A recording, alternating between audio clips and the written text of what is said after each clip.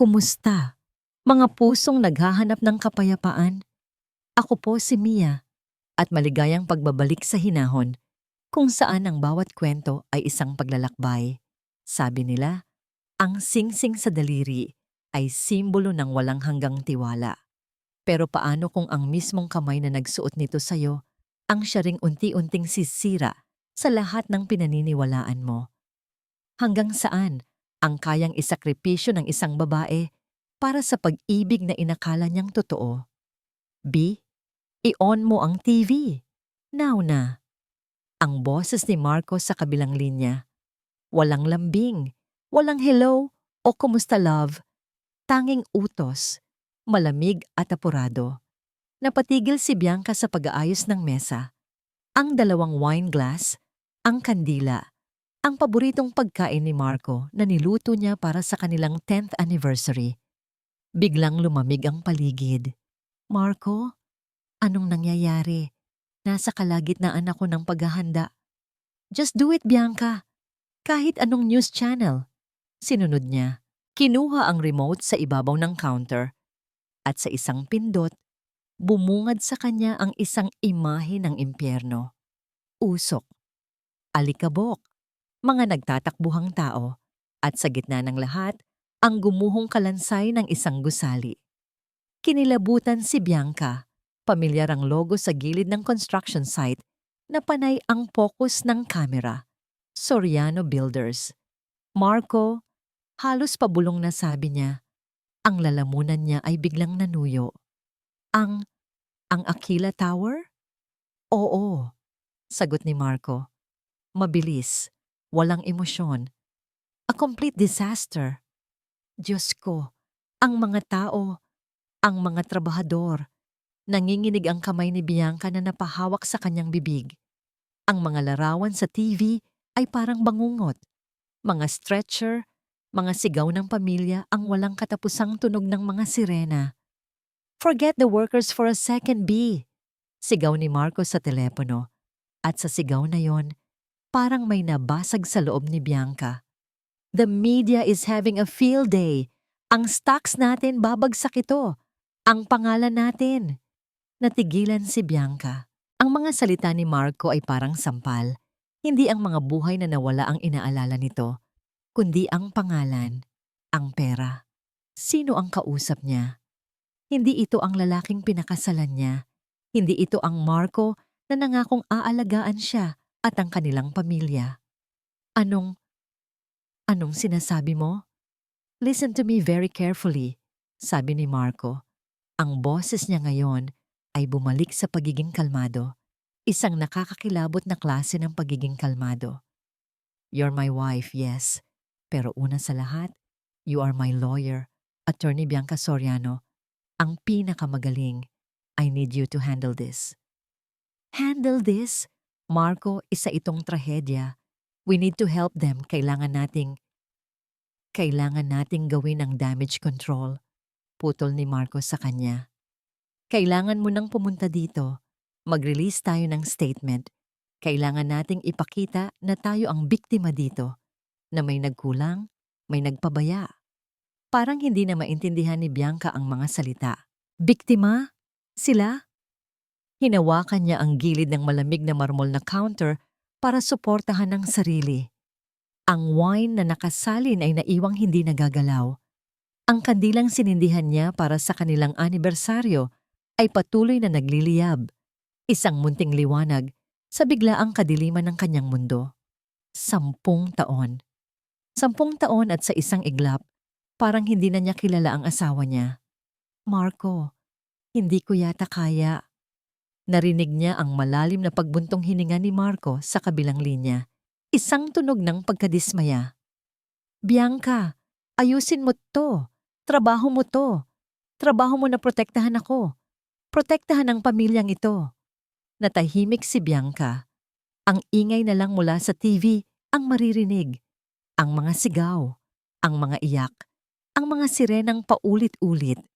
At sa gitna ng lahat ng iyon, ang huling mga salita ni Marco bago niya ibaba ang telepono. Mga salitang tatatak sa puso at isipan ni Bianca magpakailanman.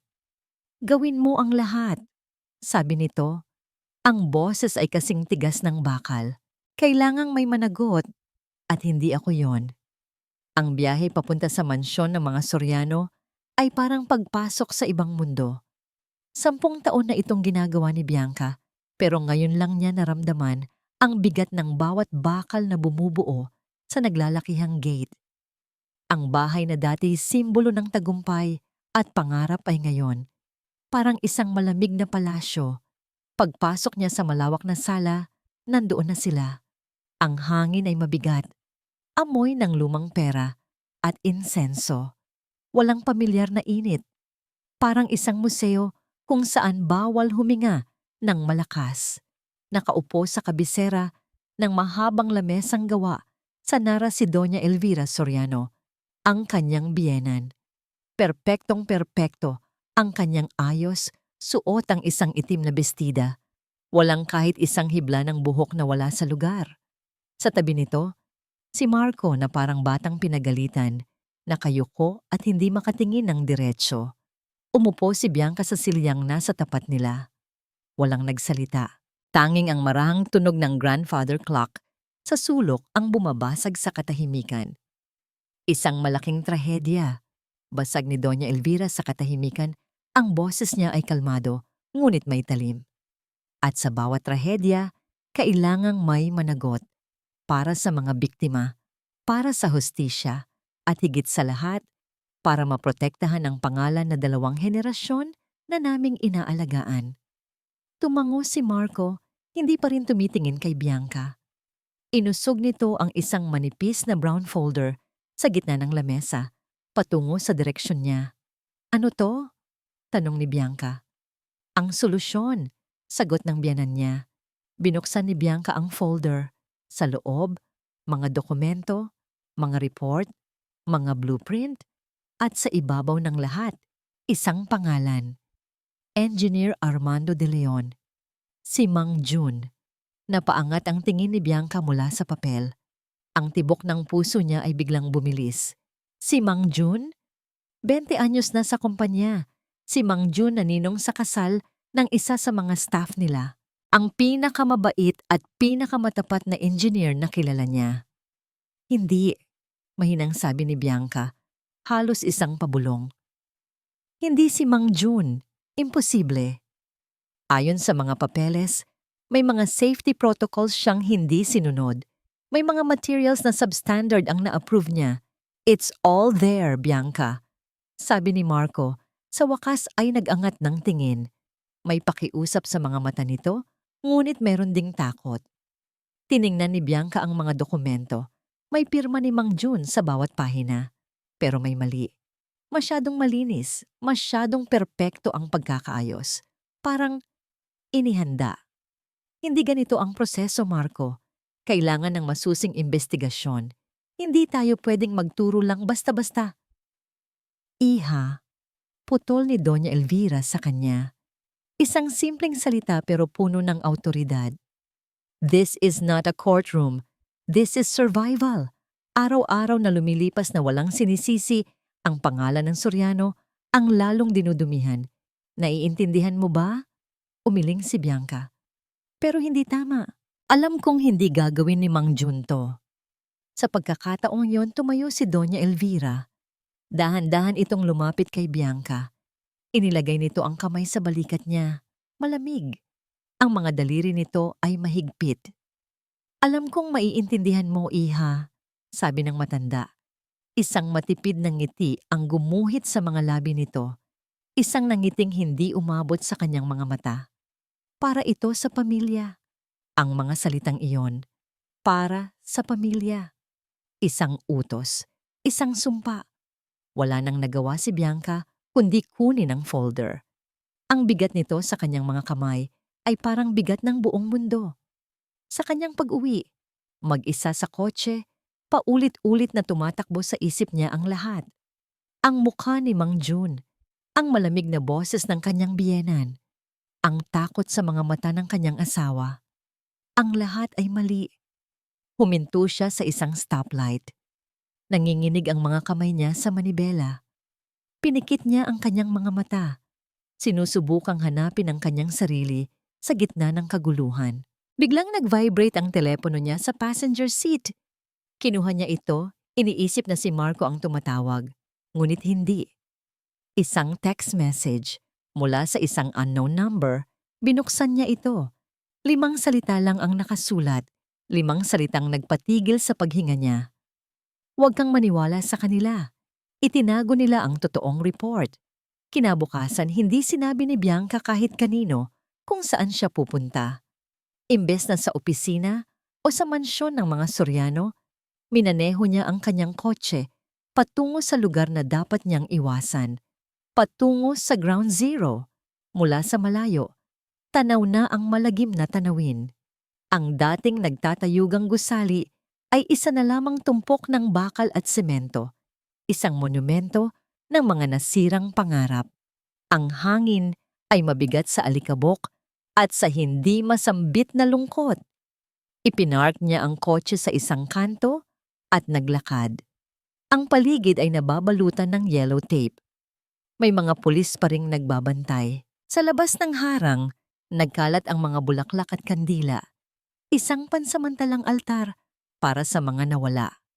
Doon, sa gitna ng mga nagluluksa, napansin ni Bianca ang isang babae.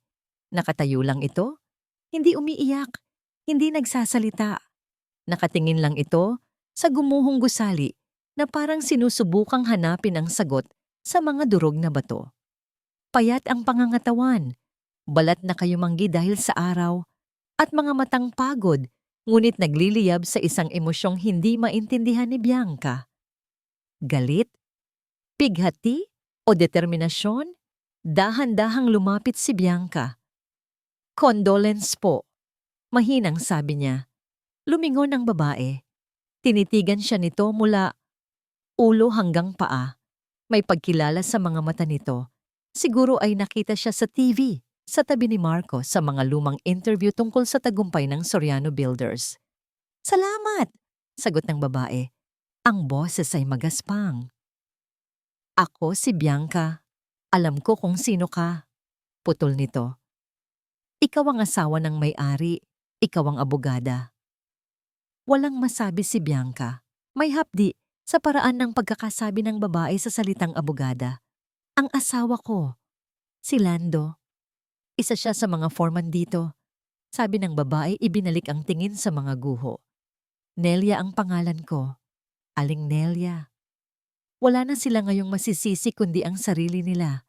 Patuloy ni Aling Nelia, ang boses ay walang panginginig. Ilang linggo nang nagrereklamo ang asawa ko. Sabi niya, parang may mali. Sabi niya, Nelia, parang kabuhol lang ng sinulid ang mga bakal na pinapakabit nila sa amin. Pero sino ba naman kami para pakinggan? Tumagos ang mga salitang yon sa puso ni Bianca. Kabuhol na mga bakal. Sumasang-ayon ito sa takot na nabubuo sa loob niya. Sinabi niya po ba yan sa management? Tanong ni Bianca. Isang mapait na tawa ang kumawala kay Aling Nelia. Sinabi niya kay Engineer De Leon, kay Mang June. Mabait na tao yon. Sabi niya, ipaparating niya sa taas. Siguro nga, ipinarating niya. Pero siguro rin, walang nakinig. Biglang katahimikan.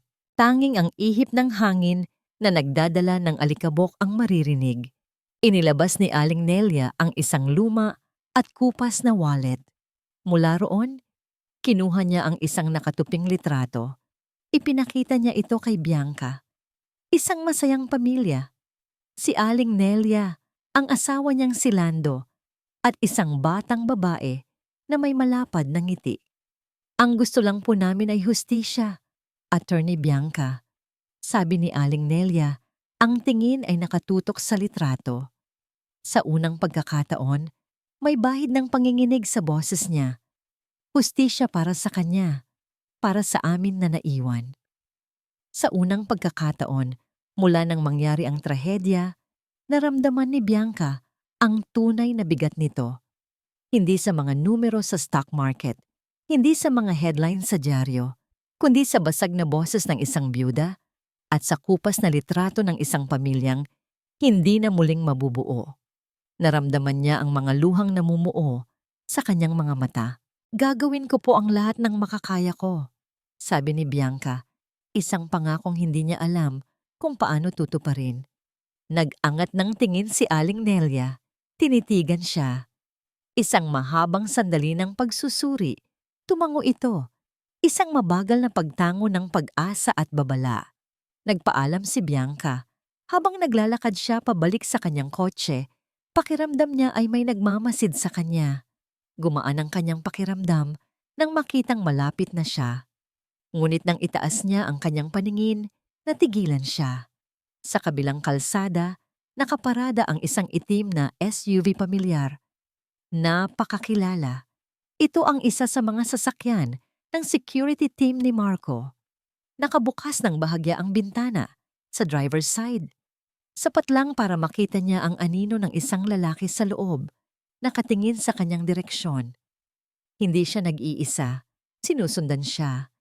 Pagdating ni Bianca sa kanyang opisina kinabukasan, naramdaman niya agad na may iba. Ang karaniwang abalang umaga ay napalitan ng isang kakaibang katahimikan.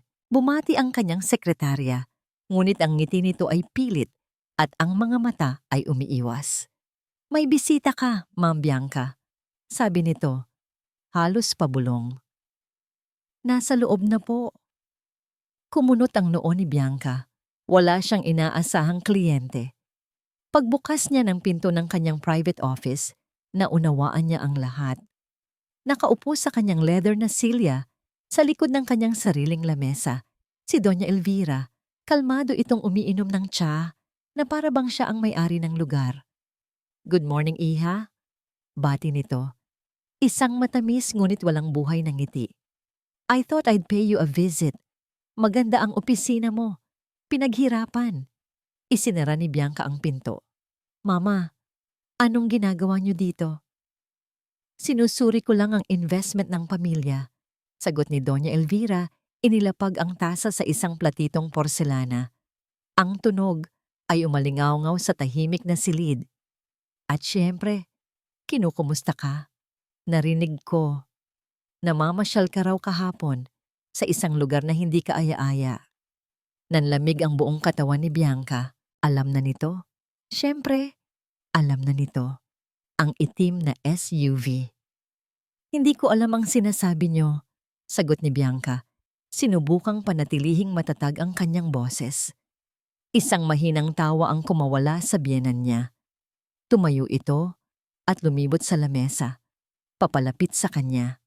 Hinaplos nito ang mga libro sa estante, ang mga plake ng pagkilala na nakasabit sa dingding. "Huwag tayong maglokohan, Bianca. Alam nating pareho kung bakit ako narito," sabi ni Doña Elvira. Huminto sa tapat ng diploma ni Bianca mula sa law school. Ang diploma na ipinagmalaki nito noong araw. "Nang una kitang makilala, isa ka lang matalinong dalaga na puno ng pangarap. We saw your potential. Tinulungan ka namin. Binuksan namin ang mga pinto para sa'yo. Isang utang na loob na alam kong hindi mo malilimutan." Bawat salita ay parang karayom. Maingat na ipinapasok sa balat ni Bianca. Hindi ito banta. Mas malala pa. Ito ay pagpapaalala. Isang pagpapaalala sa kanyang pinanggalingan at kung sino ang dapat niyang pasalamatan. "Hindi ko po nakakalimutan yon, Mama." "Mabuti," sabi ni Doña Elvira. Ang mga mata ay seryoso na ngayon. Dahil ang pamilya ang nag-angat sa'yo at ang pamilya rin ang pwedeng magpabagsak sa'yo. Lumapit pa ito, halos magkadikit na ang kanilang mga mukha. Ang engineer na yon, si Mang Jun, may pamilya rin siya, hindi ba? Mahinang tanong ng matanda. May anak na may sakit sa puso. Tama ba ako? Napakamahal ng operasyon ngayon. It would be a tragedy kung may mangyaring masama sa bata dahil lang sa katigasan ng ulo ng ama. Hindi ba, attorney? Natigilan si Bianca. Hindi na ito isang pahiwatig. Ito ay isang direktang banta. Tumingin si Doña Elvira sa kanyang relo. "Well, I must be going. Marami pa akong aasikasuhin." Naglakad ito patungo sa pinto. Ngunit bago ito tuluyang lumabas, lumingon ito muli kay Bianca. Tinitigan nito ang diploma sa dingding. Such a beautiful frame, sabi nito, may ngiti sa mga labi. It would be a shame if it gets tainted. At saka ito umalis, iniwan si Bianca na nakatayo sa gitna ng sarili niyang opisina, nanginginig, at pakiramdam ay mas bilanggo pa kaysa dati. Gabi. Hindi mapakali si Bianca sa kanilang bahay. Hinihintay niya si Marco. Nang ito'y dumating, amoy alak. Niyakap siya nito mula sa likuran, isinubsob ang mukha sa kanyang leeg. "Sorry, B. Sorry sa lahat," sabi ni Marco. Ang boses ay basag. Parang bata. Parang hindi ang lalaking nag-utos sa kanya na sirain ang buhay ng ibang tao. "Marco, ang nanay mo. Pinuntahan niya ako. Tinakot niya ako." Humarap si Marco sa kanya. Ang mga mata nito ay namumula. May luha. "Alam ko. Patawarin mo siya. Patawarin mo kami. Naguguluhan lang ang lahat." Niyakap niya si Bianca ng mahigpit. Isang yakap ng desperasyon. "Tulungan mo ako, B." Bulong nito sa kanyang buhok. "Ikaw lang ang meron ako. Patawarin mo ako." Nakatayo lang si Bianca sa loob ng yakap na yon. Isang yakap na dati kanlungan niya, pero ngayon ay parang isang hawla. Ang mga salita ni Marco ay puno ng pagsisisi, ngunit para saan? Sa pagkolaps ng gusali, sa pagtatakip nila sa katotohanan? O sa katotohanang nahuli na sila? Hindi niya alam. At iyon ang pinakamasakit sa lahat. Ang mga salita ni Marco, "Patawarin mo ako," ay umalingaungaw sa isip ni Bianca kinabukasan. Ngunit hindi ito nagdulot ng kapanatagan. Bagkus, ito ang nagtulak sa kanya na kumilos. Ang pagsisisi na walang kasamang pagbabago ay walang kwenta. At ang pag-ibig na walang kasamang katotohanan ay isang kasinungalingan. Hindi na siya maaaring maging pasibo. Hindi na siya pwedeng maghintay lang na may mangyari. Ang unang hakbang, ang misteryosong text message. May iisang tao lang siyang mapagkakatiwalaan sa loob ng law firm. Si Leo, isang bata at matalinong tech expert na may utang na loob sa kanya dahil tinulungan niya ang kapatid nito sa isang kaso noon. Pinuntahan niya ito sa maliit nitong opisina sa basement, malayo sa mga mapanuring mata. "Leo, may pabor sana akong hihingin," sabi ni Bianca, isinara ang pinto. Strictly confidential, ibinigay niya ang numero. "Kailangan kong malaman kung saan galing ang text na to. Kahit anong impormasyon." Tumingin si Leo sa numero pagkatapos ay kay Bianca. Walang tanong. Tumango lang ito. "Leave it to me, Attorney Bianca." Habang hinihintay ang resulta, alam ni Bianca na hindi siya pwedeng nakaupo lang. Ang mukha ng anak ni Mang June na may sakit daw sa puso ay hindi maalis sa kanyang isipan. Kailangan niyang makita. Kailangan niyang malaman ang katotohanan. Sinadya niyang magsuot ng simpleng damit, walang alahas, at nagmaneho ng lumang kotse ng kanilang pamilya na bihirang gamitin. Nagtungo siya sa address ni Mang June, isang maliit na subdivision sa labas ng syudad. Ang bahay ay simple lang, isang palapag, ngunit malinis, at may mga halaman sa paso sa harapan. Ang asawa ni Mang June, si Aling Cora, ang nagbukas ng pinto. Ang mukha nito ay puno ng pagod at takot. Agad siyang nakilala nito. "Attorney Soriano, anong ginagawa niyo dito?"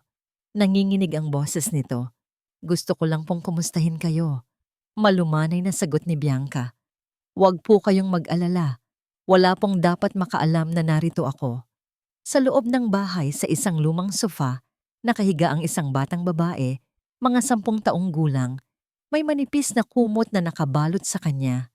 Maputla ito at tila hirap huminga. Ito na siguro ang anak nila. "Siya po si Angel," sabi ni Aling Cora. Ang mga mata ay puno ng luha. Kailangan na po siyang maoperahan. Pero hindi na nito kailangang ituloy. Alam na ni Bianca. Ang operasyon ang kadenang ginagamit ng mga Soriano para itali ang leeg ni Mang June. Nasaan po si Mang June? "Nasa probinsya po. Pinauwi muna raw po ng kumpanya para makapag-isip-isip," sagot ni Aling Cora umiiwas ng tingin, isang kasinungalingan para pagtakpan ng katotohanan na baka tinatago ito ng kumpanya. Naupo si Bianca sa tabi ng bata. Hinawakan niya ang maliit at malamig nitong kamay. Sa sandaling iyon, ang lahat ng teorya, mga kaso at legal na argumento ay nawala. Ang natira ay ang bigat ng isang buhay na nakasalalay sa balanse. Kumuha si Bianca ng pera mula sa kanyang wallet. Isang makapal na bugkos. Hindi ito solusyon sa lahat, pero ito ang kaya niyang ibigay sa ngayon. Tanggapin niyo na po ito, sabi ni Bianca. Para sa mga pangangailangan ni Angel, galing po ito sa isang matandang kaibigan. Hindi po ito galing sa akin o sa pamilya Soriano. Walang nakakaalam. Nag-aalangan si Aling Cora, ngunit sa huli ay kinuha rin niya sa banya. Ang mga luha ay tuluyan ng bumuhos. Salamat po. Salamat po. Nang paalis na si Bianca, biglang nag-ring ang kanyang telepono. Si Leo.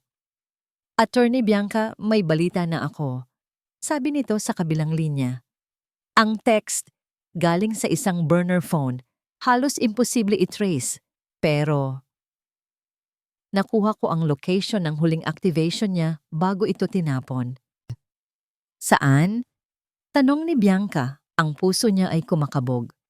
Isang karinderya. Sa tapat mismo ng main office ng Soriano Builders. Isang karinderya. Sa dinami-dami ng lugar. Isang simpleng kainan. Sa tapat ng naglalakihang gusali ng Soriano Builders. Kung sino man ang nagpadala ng mensahe, matapang ito. O desperado. Kinabukasan, oras ng tanghalian, nagtungo roon si Bianca. Nagsuot siya ng simpleng blusa, pantalon, at itinali ang buhok. Walang bakas ng pagiging attorney. Soriano, ang asawa ng CEO. Isa lang siyang ordinaryong babae na naghahanap ng makakain. Ang lugar ay maliit, maingay, at puno ng amoy ng adobong kumukulo at bagong saing na kanin. Karamihan sa mga kumakain ay mga empleyado ng Soriano Builders, mga naka-uniforme, mga naka-hard hat, mga office staff na naka-ID pa. Ito ang perpektong lugar para magmasid ng hindi napapansin. Umorder si Bianca ng kanin at sinigang at naupo sa isang maliit na mesa sa sulok kung saan tanaw niya ang lahat. Pinagmasdan niya ang bawat isa, ang mga guardia na nagtatawanan, ang mga construction worker na pagod na kumakain, ang grupo ng mga babaeng office staff na nagbubulungan. Sinusubukan niyang hanapin sa kanilang mga muka ang kahit anong senyales. Isang sulyap ng takot, isang kislap ng pag-aalala. Ngunit wala. Ang lahat ay abala sa kanilang pagkain at kwentuhan. Medyo nawawalan na siya ng pag-asa. Baka mali siya. Baka nagkataon lang na doon na-activate ang telepono. Nang bigla, napansin niya ang isang babae. Bata pa. Siguro ay nasa early 20s. Nakaupo itong mag-isa sa isang mesa malapit sa counter. Nakayuko, halos hindi ginagalaw ang pagkain. Panay ang sulyap nito sa paligid, lalo na sa tuwing may bagong pumapasok. Isang sekretarya, base sa suot nitong uniforme. May kung anong nagsabi kay Bianca na lapitan ito. Dahan-dahan siyang tumayo at naglakad papunta sa direksyon ng babae. Excuse me, miss. Pwedeng makishare ng table? Puno na kasi sa iba. Magalang na sabi ni Bianca. Kahit may ilang bakante pang upuan, nag-angat ng tingin ang babae. Ang mga mata nito ay malaki at puno ng kaba. Tumango ito nang hindi nagsasalita. Naupo si Bianca. Ngumiti siya. Grabe ang traffic, no? Ako nga pala si B, napadaan lang. Rina po, mahinang sagot ng babae. Nagpatuloy si Bianca sa pakikipag-usap tungkol sa mga bagay na walang kwenta. Ang init ng panahon, ang sarap ng sinigang. Pinapakiramdaman niya ang bawat reaksyon ni Rina. Tahimik lang ito, mga matipid na tango, at ngiti lang ang isinasagot. Kailangan niyang subukan, kailangan niyang sumugal. Kawawa naman pala yung nangyari sa Aquila Tower, no? Sabi ni Bianca, sinubukang gawing natural ang tono. Nabalitaan ko, Yung engineer daw ang may kasalanan. Si, ano nga ulit pangalan nun? Mang Jun? Sa pagbanggit ng pangalan, nangyari ang hinihintay ni Bianca. Nahulog ni Rina ang hawak nitong kutsara. Ang tunog ng pagbagsak nito sa sementadong sahig ay umalingaw-ngaw sa pagitan nilang dalawa. Ang mukha ng dalaga ay biglang namutla. Mabilis nitong pinulot ang kutsara. Ang mga kamay ay halatang nanginginig. "So sorry po," sabi ni Rina, hindi makatingin ng diretso kay Bianca. Alam na ni Bianca. Siya na nga. Hindi na nagsalita pa si Bianca. Tinapos na lang niya ang kanyang pagkain. Alam niyang hindi niya pwedeng pwersahin si Rina na magsalita dito. Masyadong delikado. Nang tumayo na si Bianca para magbayad at umalis, dumaan siya sa likuran ni Rina. "Salamat sa pag-share ng table, Rina," sabi niya. Habang nagsasalita siya, may isang bagay na nangyari. Mabilis. Halos hindi mararamdaman. Ipinatong ni Rina ang kamay nito sa mesa, sa tabi mismo ng kamay ni Bianca na nakahawak sa bag. Sa ilalim ng mesa, malayo sa paningin ng iba, may isang maliit at lukot na piraso ng tissue na ipinasa si Rina sa palad ni Bianca. Naramdaman ni Bianca ang papel sa kanyang kamay. Hindi siya lumingon. Hindi siya nagpakita ng kahit anong reaksyon. Nang nasa labas na siya, sa ilalim ng init ng araw, naglakad siya palayo sa karinderya. Nang sigurado ng walang nakatingin, binuksan niya ang kanyang palad. Isang lukot na tissue. May sulat kamay gamit ang ballpen. Archives, Section C. Alas 7 ng gabi. Iyon lang ang nakasulat sa tissue, kasama ang isang maliit na drawing ng isang susi. Simpleng mga salita, pero sapat na para bumilis ang tibok ng puso ni Bianca. Ito na. Ito na ang susunod na hakbang. Maghapon niyang pinag-isipan kung paano niya ito gagawin. Ang archives ng Soriano Builders ay nasa basement ng gusali, isang lugar na mahigpit na binabantayan. Pero may isang kahinaan ng sistema. Ang mga access card ng mga empleyado ay hindi agad na de-deactivate pagkatapos ng office hours. At bilang asawa ng CEO, ang kanyang access card ay may halos universal access. Alas 6 ng gabi, nagpaalam si Bianca kay Marco na makikipagkita siya sa isang kliyente. Isang kasinungalingan na parang lason sa kanyang dila, pero kailangan. Nagmaneho siya papunta sa Soriano Building. Ipinark ang kotse sa malayong bahagi ng parking lot. Pumasok siya gamit ang sariling access card, bumati sa nag-iisang gwardya sa lobby, na abala sa panonood ng TV at dumiretso sa elevator. Ang basement ay malamig at tahimik. Tanging ang ugong ng air conditioning system ang maririnig. Ang mahabang pasilyo ay naiilawan lang ng ilang dim na fluorescent lights. Ang bawat yabag niya sa sementadong sahig ay umietso, parang tambol na nagpapabilis sa kaba sa kanyang dibdib. Nakarating siya sa pintuan ng archives. Ginamit niya ang card. Isang berdeng ilaw ang umilaw at isang mahinang click ang narinig. Bumukas ang pinto. Sa loob, amoy ng lumang papel at alikabok. Hilera-hilerang mga metal na filing cabinet ang sumalubong sa kanya. Bawat isa ay may label. Hinanap niya ang Section C. Sa dulo ng isang makipot na eskinita ng mga cabinet, naroon ito. 7 ng gabi. Oras na. Tiningnan niya ang kanyang relo. Eksaktong alas 7. Paano ang susi? Habang iniisip niya iyon, narinig niya ang isang mahinang tunog mula sa itaas. Isang mahinang click. Tumingala siya. Ang isa sa mga sprinkler head sa kisame ay bahagyang gumalaw. At mula roon, isang maliit na susi na nakatali sa sinulid ang dahan-dahang ibinaba. Huminto ito sa ere. Tamang-tama lang sa abot ng kanyang kamay. Isang matalinong paraan para mag-abot ng susi ng walang personal na kontak. Hinahangaan niya ang talino at tapang ni Rina. Kinuha ni Bianca ang susi at sinubukan sa cabinet na may markang Project Aquila. Pumasok ito. Sa isang malalim na paghinga, pinihit niya ito. Bumukas ang drawer. Sa loob, Isang folder. Hindi ito kasing kapal ng folder na ibinigay sa kanya ni Marco. Iba ang kulay. Binuksan niya ito. Ang mga kamay niya ay nagsimulang manginig. Naroon ang lahat. Mga original na purchase. Sa isang iglap, ang malamig na hangin sa silid ay naging yelo. Nanigas si Bianca sa kanyang kinatatayuan. Ang telepono ay mahigpit na hawak sa nanginginig niyang kamay. Yabag. Palapit ng palapit. Walang oras mag-isip. Ang tanging nag-register sa utak niya ay tago. Mabilis at walang ingay, isinara niya ang drawer ng cabinet, pinihit ang susi at inilagay ito sa kanyang bulsa. Dumulas siya sa makipot na pagitan ng dalawang matataas na metal na cabinet. Ipinikit ang mga mata at pinigil ang kanyang paghinga. Ang anino ng isang tao ay dumaan sa siwang. Huminto ito.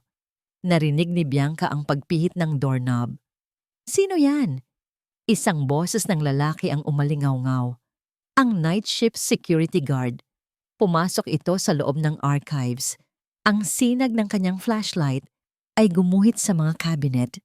Dumaan sa mismong tapat ng pinagtataguan ni Bianca. Isang sinag ng liwanag ang tumama sa kanyang pisngi. Napapikit siya ng mariin. Sigurado na sa kanyang pagkakahuli. Hello? May tao ba rito? Tanong ulit ng gwardya. Katahimikan. Tanging ang malakas na pagkabog ng dibdib ni Bianca ang kanyang naririnig. Dasal niya lang. Sana ay hindi nito marinig. Hay nako, baka pusa lang. Bulong ng gwardya sa sarili. Narinig ni Bianca ang pag-ikot nito. Ang lamig-lamig pa dito. Naglakad ito palabas. At sa wakas, narinig ni Bianca ang pinakamatamis na tunog sa mga sandaling iyon. Ang pag-click ng pinto habang isinasara. Nagbilang siya ng 10 bago dahan-dahang lumabas sa kanyang pinagtataguan. Nanginginig ang kanyang mga tuhod. Mabilis niyang ibinalik ang susi sa sinulid na nakabitin mula sa sprinkler. Dahan-dahan siyang lumabas ng archives at naglakad pabalik sa elevator. Pinipilit na maging normal ang bawat hakbang. Pagdaan niya sa lobby, tumangulang siya sa gwardya na ngayon ay tutok na ulit sa pinapanood. Ligtas siya. Sa ngayon, sa loob ng kotse, habang nagmamaneho pa uwi, doon lamang bumuhos ang lahat. Ang takot, ang galit, at higit sa lahat, ang pait ng katotohanan. Ang mga litrato sa kanyang telepono ay hindi lang ebidensya.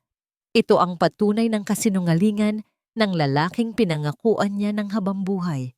Pagdating niya sa bahay, nadatnan niya si Marco sa sala, nanonood ng basketball, isang baso ng whiskey sa kamay. Ngumiti pa ito nang makita siya. Hey love, how was your meeting? Hindi sumagot si Bianca. Lumapit siya, tumayo sa harap ng TV, at walang salitang ipinakita ang screen ng kanyang telepono. Ang litrato ng purchase order para sa substandard na bakal. Ang litrato ng memo na nag-uutos na bilisan ang construction kahit may babala.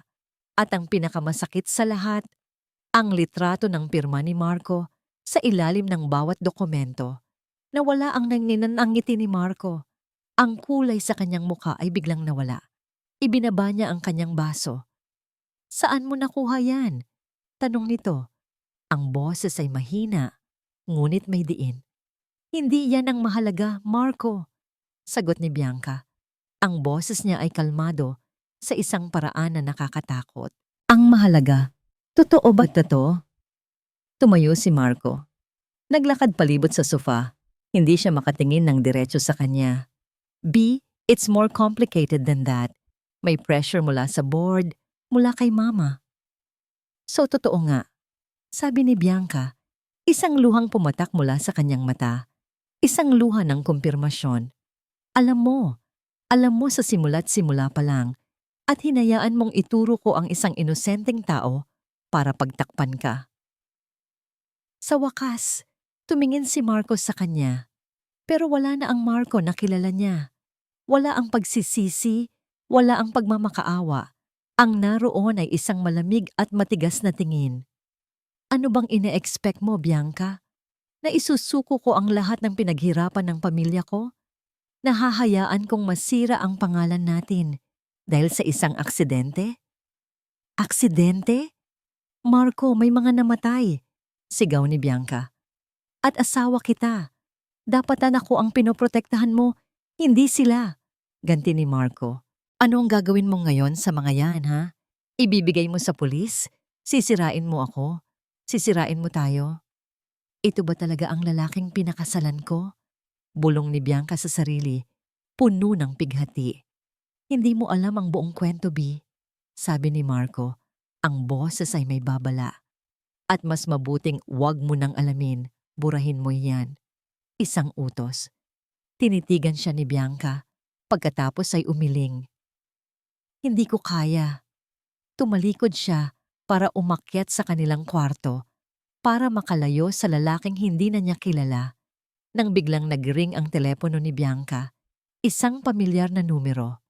Ang numero ni Doña Elvira.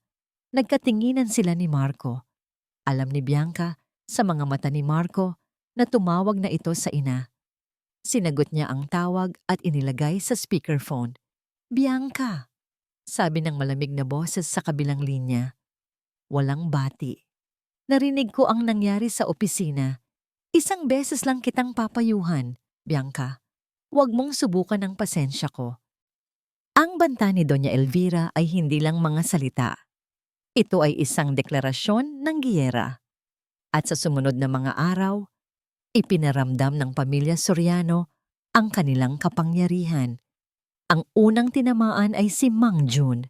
Isang umaga, nabasa ni Bianca sa balita. Engineer in Aquila Tower collapse, confesses to negligence. May kasama pang litrato ni Mang Jun na nakayuko habang pinapasok sa presinto. Sa interview inako nito ang lahat ng sisi. Tinawagan agad ni Bianca si Aling Cora. Anong nangyari? Tanong niya, puno ng pag-aalala. Attorney, Bianca. Umiiyak si Aling Cora sa kabilang linya. Pinuntahan kami. Binigyan kami ng pera. Malaking pera. Sapat para sa operasyon ni Angel at higit pa. Pero may kasunduan. Kailangang umamin ang asawa ko sa kasalanan na hindi niya ginawa. Sabi nila, kung hindi siya susunod, hindi lang ang pera ang mawawala. Pati raw po ang kaligtasan namin. Parang sinaksak ang puso ni Bianca. Ginamit nila ang buhay ng isang bata bilang panakot. Isang laro na hindi kayang labanan ng isang simpleng pamilya. Pero hindi lang iyon. Nakatanggap ng tawag si Bianca mula kay Aling Nelia. Attorney, Bianca, may mga abogado mula sa Soriano na nag-aalok ng settlement. Maliit na halaga. Pero sinasabi nila sa ibang mga pamilya, kung hindi nila tatanggapin, baka wala silang makuha dahil matatalo rin lang daw ang kaso. Marami na po ang pumirma dahil sa takot at pangangailangan. Ang galit sa dibdib ni Bianca ay parang apoy na hindi mapatay. They were silencing everyone. Bibilhin ang mga mahihirap, tatakutin ang mga natatakot. Isa-isa nilang isinasara ang lahat ng pinto. Isang hapon, habang abala sa pag-iisip sa kanyang opisina, may nag-abot sa kanya ng isang sobre.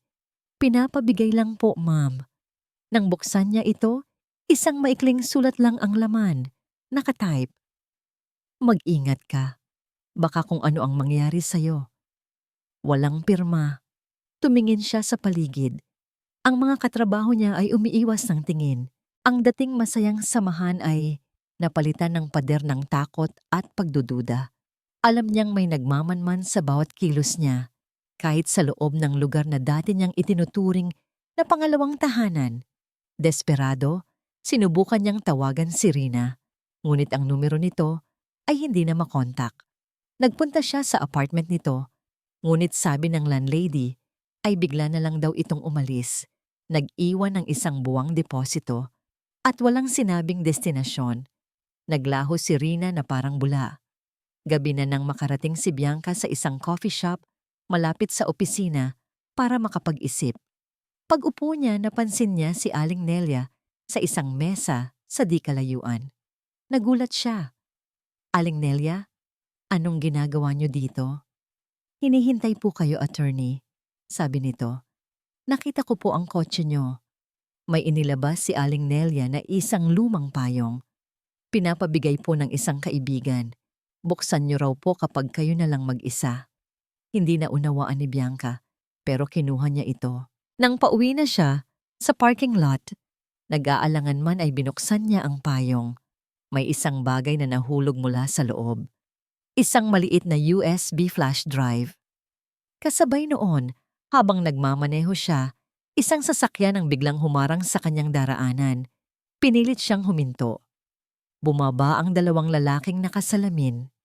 Kinatok ang bintana niya. Pero bago pa siya makasigaw, isang abogado mula sa kumpanya ni Soriano, si Attorney De La Cruz, ang lumapit sa bintana ng pasahero. Ngumiti ito nang mapanlait. Attorney Soriano, sabi nito, "Huwag niyo na pong pahirapan ang sarili niyo. We just want to talk." Kinabahan si Bianca. This was not a negotiation. It was an ambush. Habang sinusubukan niyang i-lock ang mga pinto, isang pamilyar na tunog ang narinig niya sa labas. Isang tunog ng kamera. Pinapalibutan na pala siya ng mga reporter. Isang setup.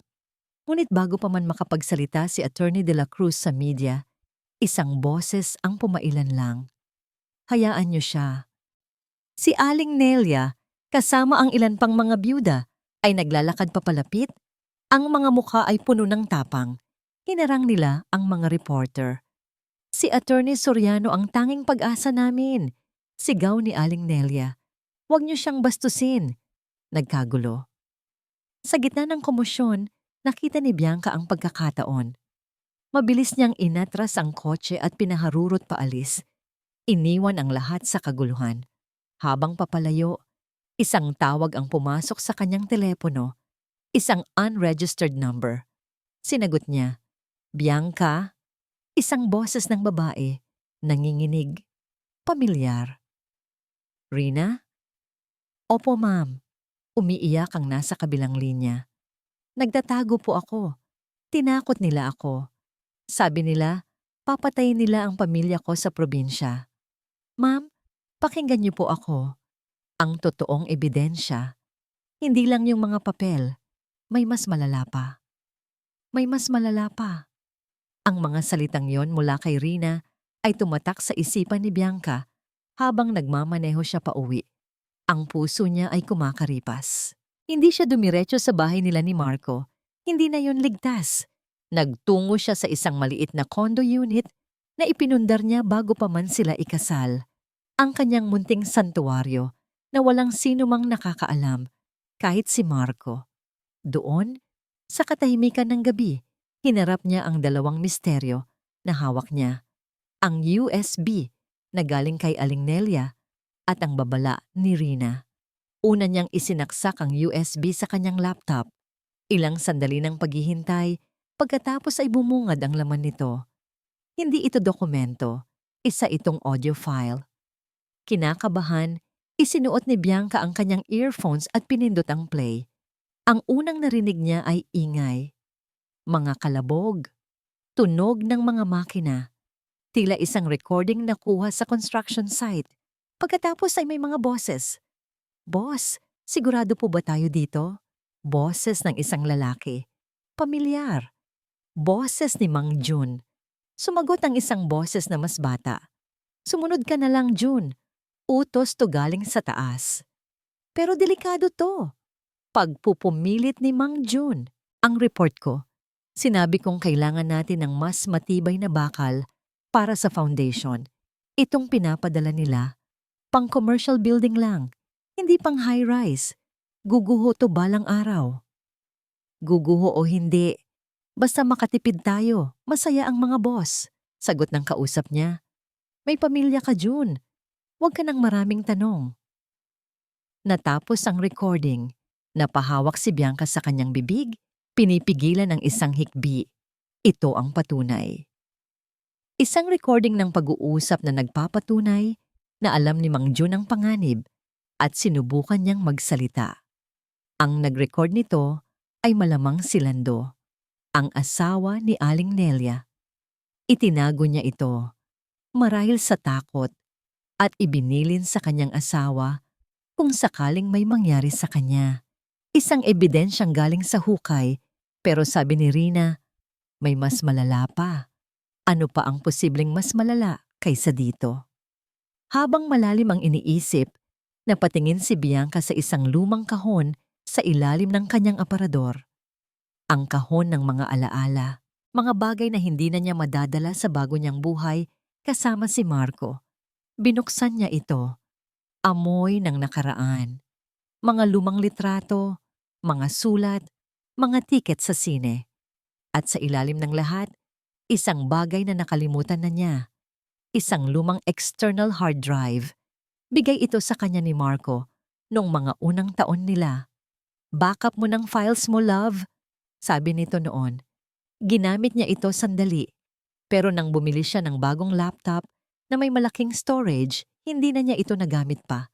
Tinanong niya si Marco kung gusto nitong kunin ulit, pero iwinagayway lang nito ang kamay. Itago mo na lang. O itapon mo. Basura lang yan. Basura lang. Dahil sa isang hindi maipaliwanag na kutob, kinuha niya ang hard drive at isinaksak ito sa laptop. Matagal bago ito nabasa ng computer, luma na. Ngunit nang sa wakas ay bumukas, napakaraming folder ang lumabas. Karamihan ay mga luma niyang files, ngunit may isang folder na nakakuha ng kanyang pansin. Hindi niya ito maalalang ginawa. Ang pangalan ng folder? Project Aquila. Preliminary Designs. Double-click. At doon, sa harap ng kanyang mga mata, ang bangungot ay nabuo ng buo. Ang mga daliri ni Bianca ay parang nakakabit sa mouse, hindi makagalaw. Ilang segundo siyang nakatitig lang sa pangalan ng folder. Ang isip niya ay tumatakbo ng mabilis. Paanong napunta ito dito? Ito ang hard drive niya. Sa isang nanginginig na kamay, binuksan niya ang folder. Ang laman nito ay hindi lang mga disenyo. Ito ay isang kompletong kasaysayan ng kasakiman. Naroon ang mga orihinal na blueprint na nagpapakita ng matibay at mamahaling mga materyales na dapat gamitin. Sa tabi nito, may isa pang set ng mga binagong plano, ang revised version, kung saan pinalitan ang mga dekalidad na materyales ng mga mas mura at substandard na alternatibo. Pero hindi iyon ang pinakamasama. May isang subfolder na may titulong Correspondence. Binuksan niya ito. Bumungad sa kanya ang isang mahabang chain ng mga email. Mga email sa pagitan ng isang batang Marco Soriano at ng kanyang ina, si Doña Elvira, mula pa sa simula ng proyekto. Ang unang email ay mula kay Marco. Nakakabit dito ang isang cost analysis report. Subject: Project Aquila. Cost overrun, ma. I've run the numbers. If we stick to the original specs, our profit margin will be 15% lower than projected. This is too risky. Baka malugi tayo. Ang sagot ni Doña Elvira ay mabilis at walang paligoy-ligoy. Subject: Project Aquila. Cost overrun. Find a way, Marco. Cut corners. Use cheaper suppliers. I did not raise you to be mediocre. Soriano Builders does not settle for lower profit margins. Make it work. Sumunod ang mga palitan ng mensahe. Si Marco nag-aalangan, nagpapakita ng mga report mula sa mga engineer na sigurado si Bianca ay kasama si Mang Jun na nagbababala tungkol sa panganib ng paggamit ng mas mababang klase ng materyales. Ma, the engineers are saying, this is structurally unsound. Delikado daw. Ang bawat pag-aalala ni Marco ay sinasagot ng mas matigas na utos mula kay Elvira. Engineers are paid to work, not to think. Are you a Soriano or not? Stop being a coward and do what needs to be done. At ang huling email sa chain, ang email na nagpaguho sa lahat ng natitirang pagtingin ni Bianca para sa kanyang asawa. Mula ito kay Marco, ipinadala kay Doña Elvira na may kalakip na revised purchase orders. Subject: FWD. Approved. Aquila revised POS. As you commanded, ma. It's done. Napatakip si Bianca sa kanyang bibig. Ang hangin sa kanyang baga ay parang naubos. Hindi si Marco ang utak. Siya ay isang duwag na tagasunod, isang puppet sa kamay ng sarili niyang ina. Ang tunay na halimaw sa kwentong ito ay si Doña Elvira. Ginamit niya ang ambisyon at kahinaan ng sarili niyang anak para isagawa ang isang krimen na kumitil ng maraming buhay. Ito ang ibig sabihin ni Rina. Ang mga papel na nakita niya sa archives ay nagtuturo kay Marco. Ngunit ang mga email na ito ay nagtuturo sa pinagmulan ng lahat ng kasamaan. Nanginig ang buong katawan ni Bianca.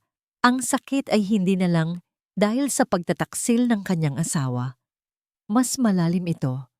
Ito ay ang realisasyon na ang buong pamilyang pinasukan niya, ang pangalang Soriano na buong pagmamalaki niyang dinala, ay itinayo sa pundasyon ng kasinungalingan at dugo. Nakatitig lang siya sa screen sa mga salitang naglantad sa lahat. Ang tunog lang ng pag-click ng hard drive ang maririnig sa tahimik na silid. Biglang bumukas ang pinto ng kanyang kondo.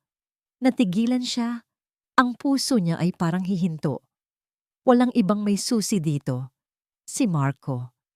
Nakatayo sa pintuan. Hingal na hingal. Ang mukha ay puno ng panik. Paano siya nahanap? Siguro ay may tracker sa kotse niya. Tumingin si Marco mula sa mukha ni Bianca, pababa sa laptop, sa screen na naglalaman ng katapusan nilang dalawa. Nakita niya ang mga email. Ang kulay sa mukha nito ay nawala ba? Bianca, sabi ni Marco, ang boses ay basag at puno ng takot. Anong ginagawa mo? Ang katahimikan sa silid ay mabigat. Halos nakakabingi. Ang tanong ni Marco ay nakabitin sa hangin. Hindi dahil naghihintay ito ng sagot, kundi dahil sa bigat ng katotohanang nabunyag na. Dahan-dahang isinara ni Bianca ang laptop. Ang pag-click nito ay parang isang putok ng baril sa gitna ng gabi. Tumingin siya ng diretso sa kanyang asawa. Wala ng luha, wala ng galit. Tanging isang malamig at basag na pakiramdam ng pagtatapos. Nagtatanong ka kung anong ginagawa ko. Sagot ni Bianca. Ang boses niya ay kalmado sa paraan na mas nakakatakot kaysa sa anumang sigaw. Inaalam ko kung sino ang lalaking kasama kong natulog sa iisang kama sa loob ng 10 taon. At ngayon, alam ko na. Naglakad si Marco papalapit. Ang mga kamay ay nakataas na parang sumusuko. B, please. Pakinggan mo muna ako. Hindi ganun kasimple yan. Si Mama, alam mo naman siya. She controls everything. At ikaw, ano ka? Isang batang walang sariling isip, ganti ni Bianca. May mga namatay, Marco. May mga pamilyang nasira. At ang tanging inaalala mo ay ang pagkontrol sa'yo ng nanay mo? Hindi ko yun ginusto. Sigaw ni Marco. Ang desperasyon ay gumuguhit sa kanyang mukha. Bianca, maniwala ka. Gabi-gabi, hindi ako makatulog. Pero anong magagawa ko? Lalakihin niya ako na isang duwag, na isang kahihihiyan sa pangalan ng Soriano. Iyon ang mas masahol pa sa kamatayan para sa kanya. Lumuhod si Marco sa harap niya, isang bagay na hindi niya kailanman ginawa noon. Hinawakan nito ang kanyang mga kamay. Malamig, nanginginig. Patawarin mo ako, B. Please, patawarin mo ako. Pagmamakaawa nito, ang mga luha ay malayang dumadaloy sa kanyang mga pisngi. Burahin mo yan. Please, itago natin to. Tayong dalawa. Magsisimula tayo ulit. Lalayo tayo kay Mama. Kahit saan mo gusto. Just please, don't do this to me. To us. Hinila ni Bianca ang kanyang mga kamay. Ang paghawak ni Marco ay parang apoy na nakakapaso. Us? Sabi ni Bianca. Isang mapait na ngiti ang gumuhit sa kanyang mga labi. Walang tayo Marco. Matagal nang wala. Nag-umpisa itong maglaho noong pinili mo ang pera kaysa sa buhay ng tao. At tuluyan itong namatay ngayong gabi. Tumayo si Bianca. Kinuha niya ang isang maliit na USB flash drive mula sa kanyang bag. Sa harap mismo ni Marco, isinaksak niya ito sa laptop at mabilis na kinopya ang lahat ng files mula sa external hard drive. Bawat segundo ay parang isang paglalakad sa alambre. "Anong ginagawa mo?" Sigaw ni Marco, biglang tumayo. Ang pagmamakaawa sa kanyang mukha ay napalitan ng purong takot na mabilis na naging galit. "Bianca, wag mong gawin yan. Sinasabi ko sa'yo, wag." Tinanggal ni Bianca ang USB at itinago ito sa kanyang bulsa. Hinarap niya si Marco. Ang kanyang mga mata ay matatag at walang bahid ng pag-aalinlangan. "Tapos na, Marco," sabi niya. "Hindi pa to tapos."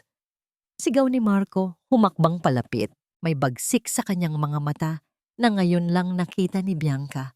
"Asawa kita. May sinumpaan tayo sa Diyos. Para sa hirap at ginhawa. Ito yung hirap, Bianca. Dito mo ako dapat kampihan." "Ang sinumpaan ko ay mahalin at igalang ka," mariing sagot ni Bianca. "Hindi para maging kasabwat mo sa krimen at pagtakpan ng mga kasalanan mo. Minahal kita, Marco. Sobra. Pero ang pagmamahal na yon ay hindi sapat para talikuran ko ang tama." "Tama?" Tumawa si Marco. Isang tawang walang saya. "Anong tama? Ang sirain ang pamilya mo? Ang ikulong ang sarili mong asawa? Iyan ba ang tama para sa'yo? Ang tama ay bigyan ng hustisya ang mga namatay. Ang tama ay panagutan ang mga kasalanan. Isang bagay na hindi mo kailanman naintindihan." Lumapit si Marco. Sinubukan niyang kunin ang bag ni Bianca. Nagbabaka sakaling naroon ang USB. Umatras si Bianca. "Ibigay mo sa akin yan, Bianca," utos nito. "Hindi." Matigas na sagot niya. Nagkatitigan sila. Ang lalaking minahal niya at ang babaeng sinaktan nito. Sa mga matang yon, nakita ni Bianca ang lahat. Ang pag-ibig na nawala. Ang tiwalang nasira. Ang kinabukasang hindi na kailanman mangyayari. "Minahal kita, Marco," ulit ni Bianca. At sa pagkakataong ito, ang boses niya ay basag na. Puno ng pighati ng 10 taong nasayang. "Pero ang dangal ko, ang prinsipyo ko, hindi ko pwedeng isuko, kahit para sa'yo." Tumalikod si Bianca at naglakad patungo sa pinto. Bawat hakbang ay parang may bigat na 1,000 libra. "Bianca, kapag lumabas ka sa pintong yan," banta ni Marco mula sa likuran niya. Ang boses ay puno ng huling desperasyon. "Wala ka nang babalikan. Tandaan mo yan." Huminto si Bianca sa may pinto, ngunit hindi siya lumingon. "Alam ko," bulong niya, at saka binuksan ang pinto at lumabas. Habang nagmamaneho siya palayo. Palayo sa kanyang kondo, palayo sa kanyang asawa, palayo sa kanyang buhay. Tumingin siya sa rearview mirror. Nakita niya ang anino ni Marco sa bintana ng kondo. Hawak ang telepono sa kanyang tainga. Ang mukha ay balot ng panik. Alam ni Bianca kung sino ang tinatawagan nito. Si Doña Elvira. Nagsimula na ang habulan. Walang direktang daan pa uwi. Walang pamilyang matatakbuhan. Walang kaibigang pwedeng pagsumbungan. Ang bawat taong malapit kay Bianca ay isa na ngayong posibleng target o kahinaan.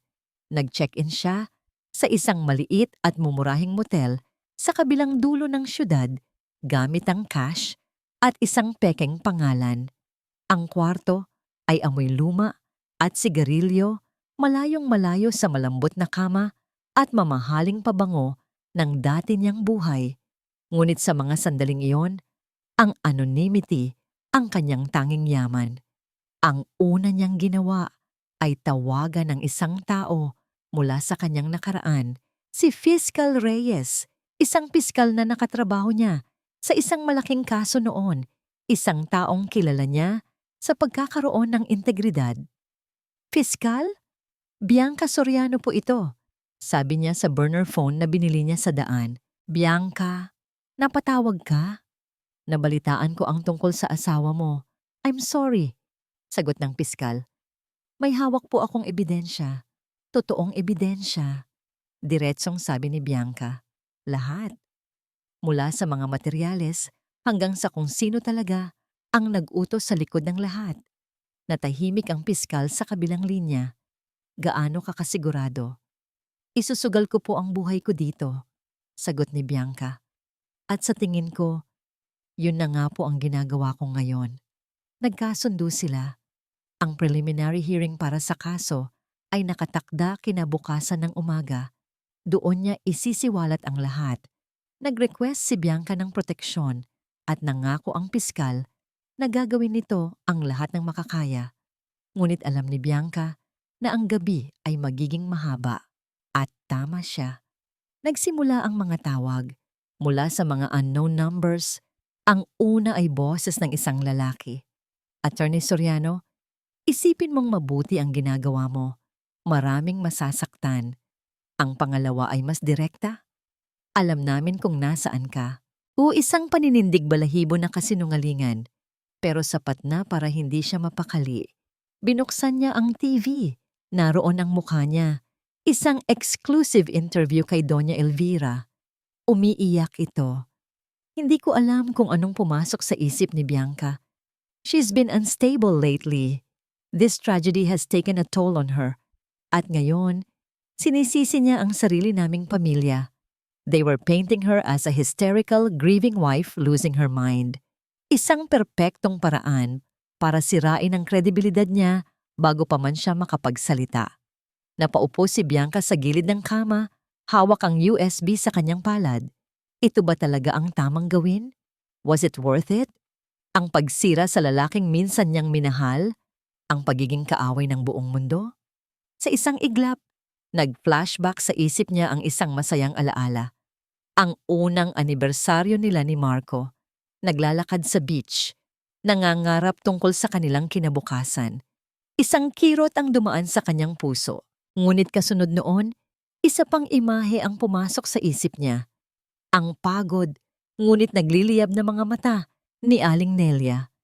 Ang kupas na litrato ng pamilya nito. Ang basag na boses nito na humihingi ng hustisya. Tumayo siya. Naglakad papunta sa salamin. Tinitigan niya ang sariling refleksyon. Pagod. Takot. Ngunit sa ilalim ng lahat ng yon, may determinasyon. Kinuha niya ang kanyang telepono at tinawagan si Aling Nelia. Aling Nelia, si Bianca po to, sabi niya. Attorney, kumusta po kayo? Ligtas po ba kayo? Puno ng pag-aalalang tanong ni Aling Nelia. Opo, sa ngayon, sagot ni Bianca. Makinig po kayo sa akin. Kailangan ko po ng pabor. Bukas ng umaga, sa City Hall, sa hearing, dalhin niyo po ang ibang mga pamilya. Kahit sino pong handang tumayo. Kailangan ko po kayo doon.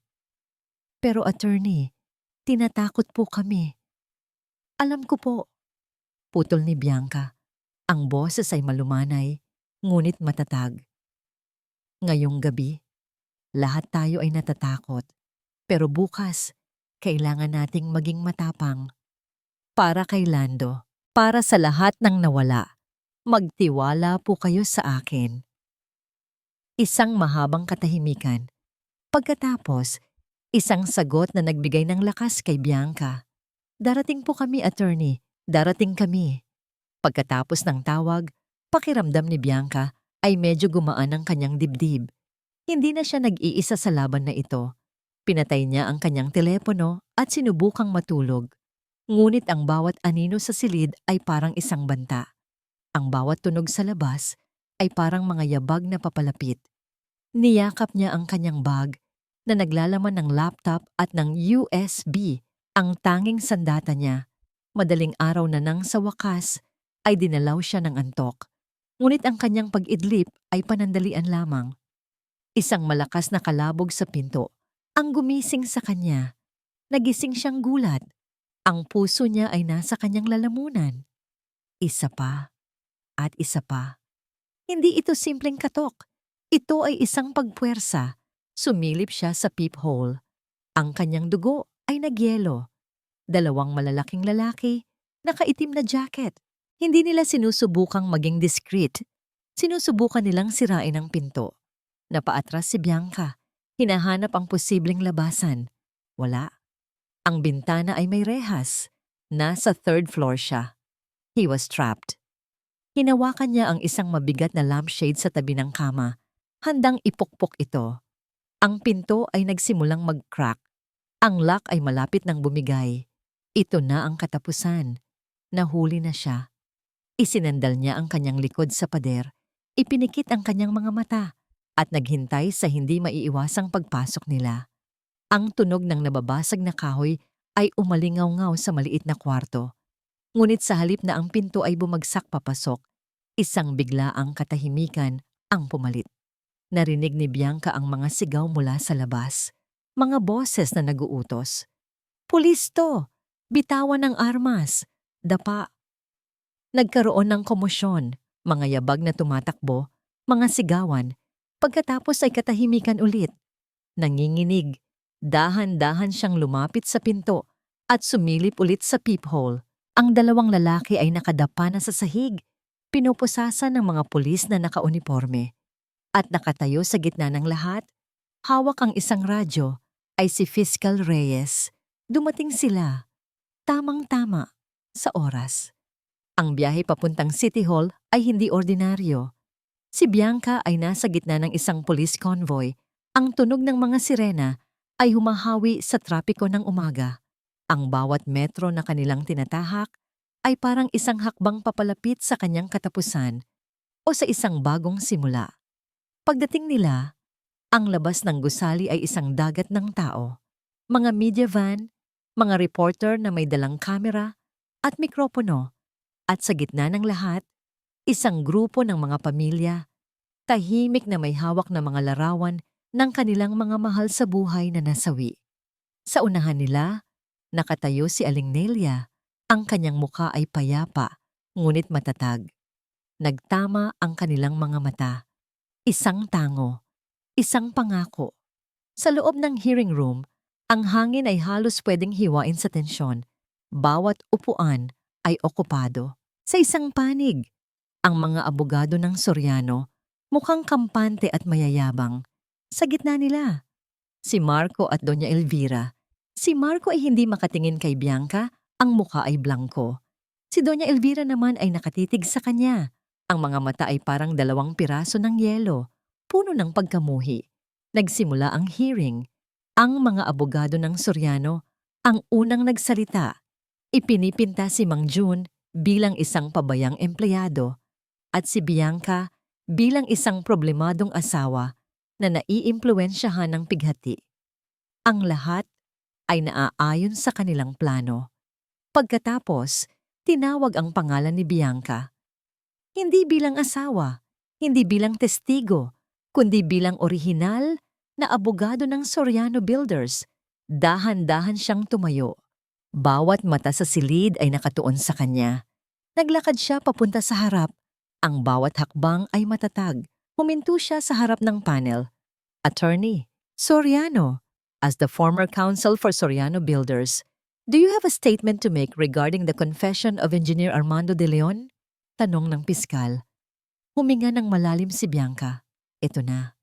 "Yes, I do." Sagot niya. Ang kanyang boses ay malinaw at malakas. Umaling-awngaw sa buong silid. "My statement is this. Engineer Armando de Leon is an innocent man.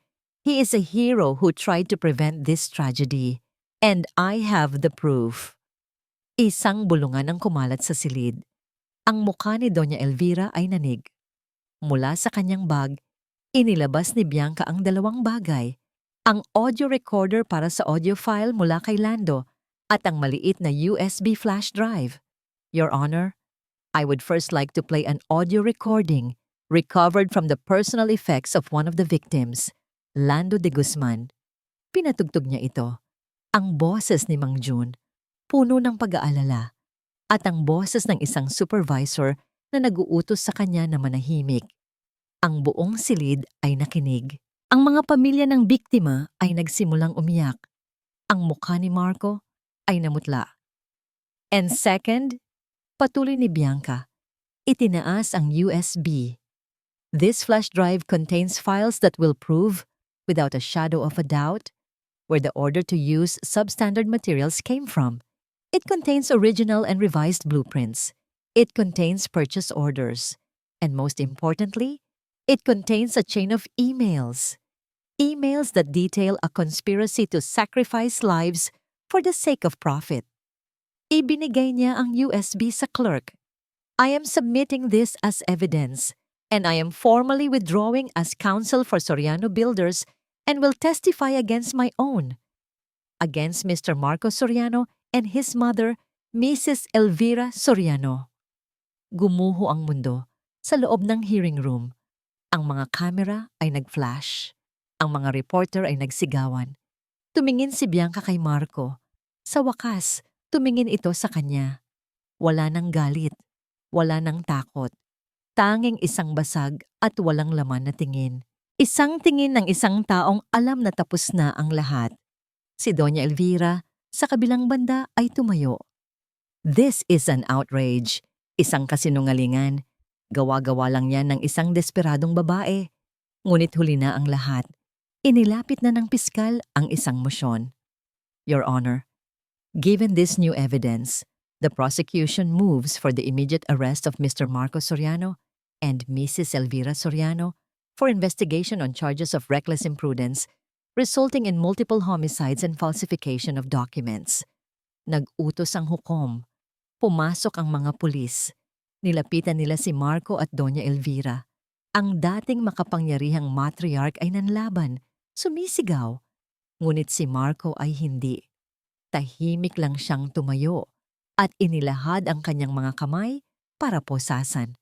Habang dinadala siya palabas, dumaan siya sa harap ni Bianca. Huminto siya sandali. Isang huling pagkakataon, walang salitang namutawi. Tanging isang tingin. Isang tingin na puno ng lahat ng nasayang na sana at paano kung...